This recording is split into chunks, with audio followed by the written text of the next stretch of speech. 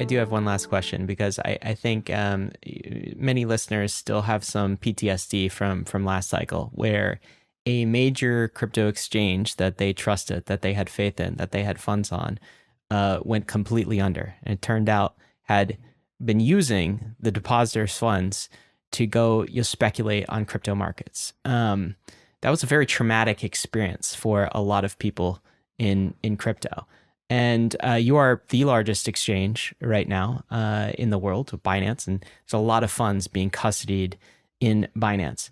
What can you say about assurances of those funds, right? And like, keep in mind when you say that, I think in crypto, hopefully we learned our lesson in 2022, and we're moving to a trust but verify type of model. So we heard Sam Bankman-Fried say a lot of things too.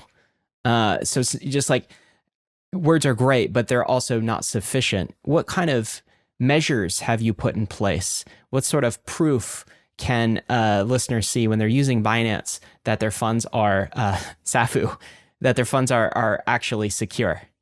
Trust us based on our action, right?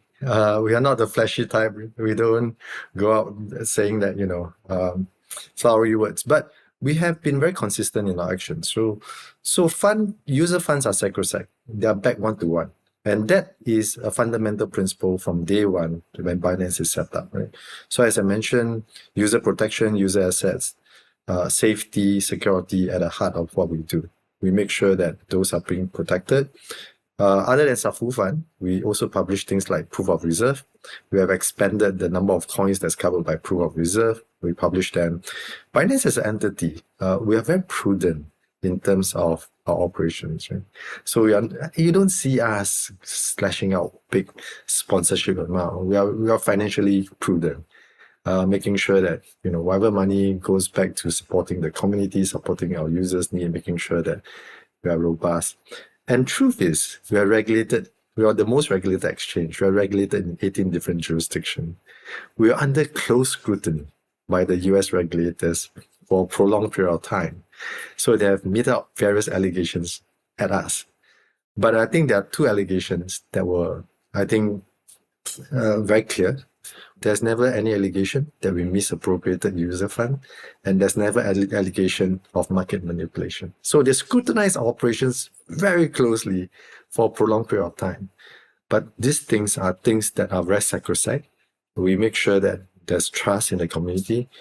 We place a lot of emphasis in terms of protecting user assets and making sure that safety, soundness, fairness of the marketplace are very important to make sure that we run a platform where different users can trust.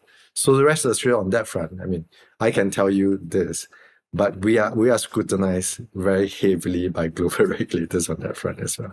Yeah, I think my personal perspective on this is if something was amiss, then the regulators would have found it in the last two years as they were digging very much into Binance.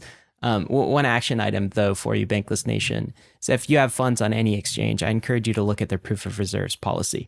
So we will include a link to the Binance proof of reserves policy in the show notes, and go look at that for yourself. Look for on-chain types of attestations. These are some crypto native tools that we can use for proof of reserves. If you enjoyed all of that, then you'll absolutely love the Bankless newsletter. Join over 300,000 fellow readers, all for free. Click below to sign up.